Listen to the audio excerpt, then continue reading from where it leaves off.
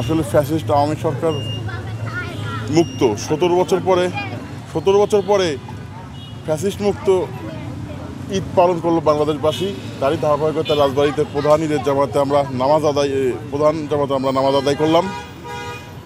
জামাতের সাথে নামাজ আদায় করলাম। এখানে দেশ ও জাতির জন্য দোয়া করা হলো। পাশাপাশি আমাদের মমতাময়ী মা দেশনেত্রী বেগম খালেদা জিয়ার জন্য দোয়া করা হয়েছে। এবং পাশাপাশি আমি এই পবিত্র ঈদ উল ফিতরে আমার এই ফিলিস্তিনি নির্যাতিত শিশু ভাই ও বোনেদের উপরে ইসরায়েলের যে বর্বর আগ্রাসন এর বন্ধের দাবি জানাচ্ছি, জাতিসংঘের প্রতি দাবি জানাচ্ছি, বিভিন্ন ইসলামিক রাষ্ট্র এবং ইসলামিক রাষ্ট্রের সংস্থার প্রতি দাবি জানাচ্ছি। অচিরেই এই পৈশাচিক ইসরায়েলের বর্বরতা এই ফিলিস্তিনির কোমলমতি শিশুদের উপর থেকে বন্ধ করা হোক।